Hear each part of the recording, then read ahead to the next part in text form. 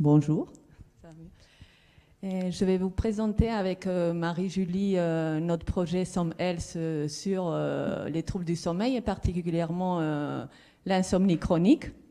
Donc, moi, je suis Béatrice Abril, je suis médecin neurologue au CHU de Nîmes. Je m'occupe de l'unité sommeil, donc je vais faire plus la partie médicale, donc le rationnel de ce projet. Donc, je vais vous expliquer déjà pourquoi le sommeil est important. Donc, le sommeil est une fonction vitale. Vous savez qu'on passe un tiers de notre vie à dormir. Et pendant le sommeil, se passe plein de choses, comme des sécrétions hormonales. Vous savez qu'on dit que pendant le sommeil, on grandit. Donc, c'est vrai. On produit l'hormone de croissance, en sommeil lent profond, en début de nuit. En fin de nuit, le pic de cortisol qui nous réveille. La sécrétion de mélatonine, quand on s'endort quand la mélatonine augmente. Et du coup, on ne peut pas vivre sans ça. Il faut dormir. Et qu'est-ce qui se passe? C'est que 10 à 20% de la population est insomniaque chronique. Donc, qu'est-ce que l'insomnie chronique? C'est une maladie très particulière. C'est une maladie, les critères d'insomnie chronique sont subjectifs. C'est-à-dire, c'est un patient qui va venir en consultation et qui va dire, écoutez, je dors mal, ou j'ai du mal à m'endormir, ou je me réveille souvent la nuit, ou il y a quelque chose qui se passe dans mon sommeil, et du coup, le lendemain, je suis KO.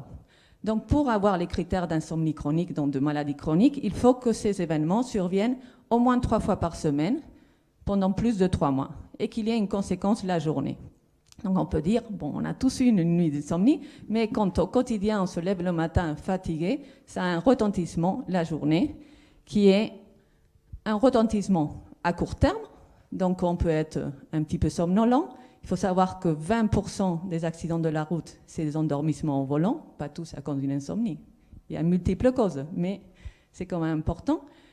Il y a une augmentation de l'appétit, parce que je ne vous ai pas dit que pendant le sommeil, il y a aussi une régulation des hormones ghrelines et leptines. Vous en avez entendu parler, des hormones de la satiété et de la faim. Donc, il y a un surpoids, il y a bien sûr une émotivité et une diminution des performances immunitaires. Si on dort, les études, souvent, c'est des études où ils montrent moins de 6 heures de sommeil par rapport à plus, moins de 6 heures de sommeil, plus de 4% de rhume chez ces patients. Et donc, ça, c'est à court terme, on va dire, bon, c'est pas très important, mais à long terme, c'est vraiment très important, puisque moins de 6 heures risque d'être diabétique type 2, plus de 28%, plus de 15% de maladies cardiovasculaires, hypertension, infarctus, et bien évidemment tout ce qui est coût sociétal avec l'absentéisme au travail et la consommation de benzodiazépines, 130 millions d'euros en 2005 en hypnotique. Donc, bon, c'est pas très bien de parler des chiffres comme ça, mais c'est pour vous donner l'importance de cette maladie qui est parfois sous-estimée et qui a énormément de conséquences au quotidien. Donc, on dit très bien l'insomnie, et qu'est-ce qu'on fait avec? Donc, on a un traitement, on sait traiter l'insomnie chronique, ça se traite très bien avec ce qu'on appelle la thérapie cognitivo-comportementale qui guérit 70% des insomniaques au bout de 6 mois. Donc c'est génial, c'est quand même un beau succès. Rapidement, cette thérapie comportementale, c'est un petit peu changer les cognitions, donc les idées et les comportements de ces personnes, puisque l'insomnie, c'est un malheur de la société actuelle. Hein. Et donc, en peu de séances, on arrive à bien améliorer cette insomnie. Et la problématique, bien sûr, c'est qu'on n'y arrive pas à le faire. Pourquoi? Parce que les consultations, c'est de longue durée. Donc le premier pilier pour ces patients, c'est le médecin traitant. Le médecin traitant, il a 17 minutes pour voir un patient. Et ce patient, en moyenne, il a 2,5 motifs de consultation. Et donc l'insomnie, elle vient le 24e motif de consultation. Donc normalement, l'insomnie se traite quand il part au bar. Et d'ailleurs, je dors pas bien, ben attendez, je vais vous prescrire un petit truc. Et donc ça chronifie cette maladie. Et il y a encore une complication. Je vous ai dit que c'est une maladie subjective. Donc le patient, il a besoin d'objectivité. Il a besoin de dire, écoutez, il faut que je vois pourquoi ça arrive et qu'est-ce qui se passe. Et donc l'examen phare qui, je pense, bon, je suis à l'école des mines, mais je pense que c'est le gold standard et il est irremplaçable, c'est la polysomnographie. Donc, plein de capteurs, c'est un examen magnifique, mais les délais, c'est plutôt d'1 an, 6 mois, 1 an. Et surtout, on n'enregistre qu'une nuit, alors que l'insomnie, c'est une maladie chronique. Donc, on peut être sur une bonne nuit de ce patient, donc il est plutôt frustré de dire « zut, j'ai bien dormi », ou il peut ne pas dormir, donc ça ne va rien nous apporter.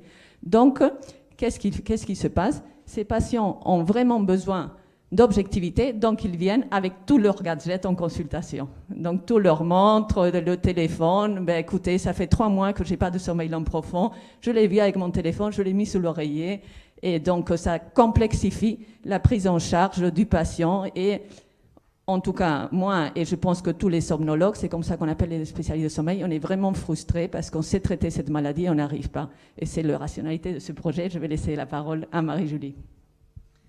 Alors en effet, on voit que du côté médical, il y a un vrai problème de prise en charge, même si les solutions sont envisagées mais pas mises ensemble en fait.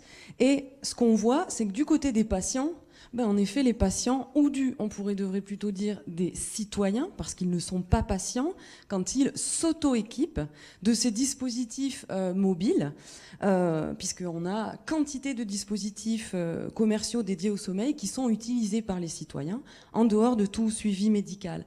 Ce qu'on observe dans les études d'usage, c'est qu'ils sont souvent abandonnés au bout de 6 mois, en général, au-delà de l'effet waouh. Et puis, surtout, il nécessite un vrai besoin de développer la littératie numérique en santé.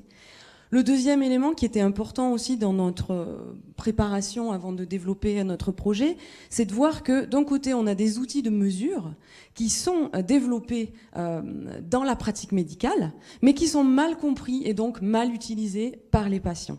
En particulier, dans notre cas, l'agenda du sommeil papier ou encore des actimètres médicaux. Ce qui laisse apparaître finalement un différentiel entre des outils de mesure et la perception, le vécu par les patients, puisque comme le docteur Labril vous l'a bien précisé, l'insomnie c'est une plainte subjective. Et c'est sur cette plainte subjective qu'il faut travailler. Ce qui laisse apparaître pour nous un besoin de développer une recherche qualitative pour pouvoir travailler sur cette plainte subjective. Ensuite, ce qu'on observe aussi dans la veille technologique, c'est qu'on a énormément de dispositifs développés, soit en étant centrés pour les médecins, soit en étant centrés sur les patients, mais finalement on a peu de projets qui, dans une dynamique plus systémique, envisagent tous les usagers et pas seulement justement les end users.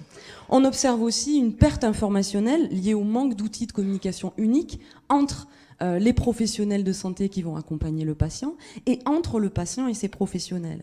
Enfin, très précisément dans la localité dans laquelle nous nous situons, il n'existe aucune association de professionnels de santé dédiés à l'insomnie, ni d'association de patients, puisque les deux seuls réseaux qui existent sont à Paris, le réseau Morphée pour les professionnels et France Insomnie pour l'association de patients.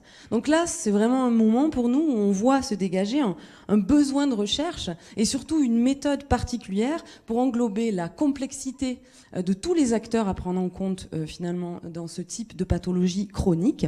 Et c'est ce qui nous a amené, à partir d'une vision systémique, inclusive, à nous orienter vers le design social et notamment à essayer de répondre à cette problématique. Donc vous voyez qu'il y a une double problématique. Pourquoi ? Parce que notre parti pris, c'est de travailler à partir de la recherche projet, telle qu'elle a été développée par Alain Findeli notamment. Pour en dire quelques mots, c'est travailler à partir des méthodes créatives du design, les associer aux méthodes qualitatives et participatives des sciences humaines et sociales. On pourra revenir sur le cadre théorique au moment des questions. Et cette problématique, elle laisse donc apparaître une question de design, le projet auquel on doit répondre puisqu'on travaille avec des médecins et des patients, et puis une question de recherche qu'on développe sur ce projet en train de se faire. Cette problématique, elle concerne à la fois la thématique des technologies numériques en santé, en particulier dans le cas des maladies chroniques, et celle de l'optimisation de l'organisation du système de santé, avec deux objectifs. Le premier qui est donc d'inclure, de faciliter l'usage du numérique dans la pratique médicale et paramédicale pour favoriser l'accompagnement des patients par les professionnels de santé et du soin, j'insiste sur cette nuance, et donc à terme d'améliorer la performance et le parcours de soins des insomniaques et la communication entre les professionnels de santé et les patients.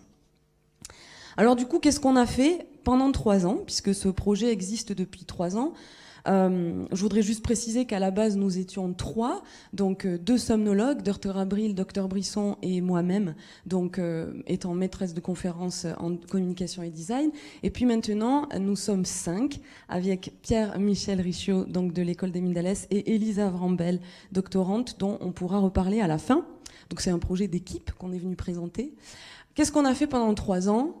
En fait, on a fait un cycle d'itération sur 3 ans, d'observation, d'entretien, d'ateliers. L'idée, c'est de montrer justement les multiples parties prenantes qui interviennent pour montrer que ce sont aussi des usagers, je pense en particulier aux secrétaires, qui font le lien entre ville et hôpital et qui étaient le plus à même de nous donner des informations cruciales pour ce projet, avec différents terrains, différents objectifs qui ont été menés. En fait, on a travaillé de manière itérative sur nos solutions, avec parfois des terrains menés avec des designers professionnels. On a travaillé aussi avec des étudiants. L'idée étant de mener des ateliers pour imaginer le réseau d'acteurs et les outils qu'on aurait au service de l'éducation thérapeutique, travailler sur la web application qui fera aussi partie de notre solution. Voilà, différentes itérations qui ont été menées pour aboutir à quel type de résultat. Le résultat, on peut le présenter ici. Dans une logique de design de service, finalement, le dispositif que nous proposons comprend plusieurs supports, chacun constituant une partie de la réponse à la question de recherche que nous avons formulée en amont. Et chaque solution essayant de répondre à un problème qu'on a identifié, notamment dans la phase d'étude qualitative. Donc ce dispositif comprend un ensemble de solutions, notamment un parcours de soins repensé pour les patients, la création d'un protocole de suivi pour les médecins généralistes avec des outils d'éducation thérapeutique, puisque comme le docteur Abril l'a précisé, il y a vraiment un travail main dans la main là, entre ville et hôpital. La conception d'un service numérique qui comprend une plateforme, une web application, un objet connecté intégré dans un réseau d'acteurs. Ce réseau d'acteurs comprenant des professionnels de la ville, de l'hôpital, mais aussi des patients et à terme des patients experts. Et qu'est-ce qu'on a produit ? Finalement, nous avons développé plusieurs maquettes du service numérique sous différentes formes. Par exemple, des maquettes de l'application pour les patients, sous plusieurs formes, donc maquettes papier, maquettes filmées, maquettes numériques, ou encore des maquettes de la plateforme numérique, de l'interface de suivi pour les médecins, par exemple, ou de l'interface publique pour tout citoyen désirant s'informer sur l'insomnie chronique. Ces maquettes ont ensuite été testées par les patients, par les professionnels de santé qui nous accompagnent depuis le début du projet, au fur et à mesure des différents ateliers qu'on a menés sur 3 ans. Et à ces résultats tangibles s'ajoutent aussi, donc on pourrait dire que ces résultats tangibles composent la réponse par le design à la problématique, s'ajoutent les résultats de la recherche qualitative menée sur 3 ans, dont ça comprend de l'analyse de parcours de soins, des entretiens, des observations ou des études d'usage de dispositifs existants, etc., etc. Là, ça contribue aussi, une contribution significative à la recherche sur l'insomnie chronique, puisque c'est une pathologie chronique oubliée alors qu'elle est pourtant un problème de santé publique, comme nous l'avons vu au début de notre présentation. Ces recherches ont été valorisées par des publications, notamment en sciences humaines et sociales, depuis 3 ans, et l'organisation d'une journée d'études, c'était en juin dernier.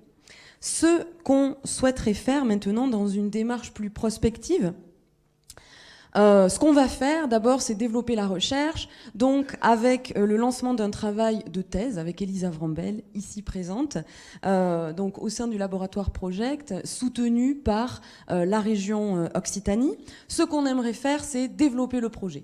En fait, nous avons fait des maquettes, nous voudrions faire un prototype fonctionnel afin de pouvoir mener à bien des études cliniques et en même temps des études d'usage. Donc là, nous sommes dans une phase de recherche de financement pour ce prototype fonctionnel. En gros, tout est conçu et il nous manque des moyens. Les médecins généralistes attendent la solution puisqu'ils l'ont testé en fait en atelier. Ils aimeraient bien pouvoir l'inclure dans le parcours de soins. Et puis, cette présentation, elle vise aussi à interpeller sur l'impact de l'insomnie chronique sur la qualité de vie au quotidien, mais aussi au travail. Et finalement, dans un contexte de recherche, d'amélioration de la compétitivité des organisations, des entreprises, le sommeil est un enjeu majeur. Peut-on améliorer la performance sans s'intéresser à la question des enjeux liés à la recherche appliquée autour du sommeil ? Bon, bien sûr, notre réponse, c'est non. Il faut s'y intéresser.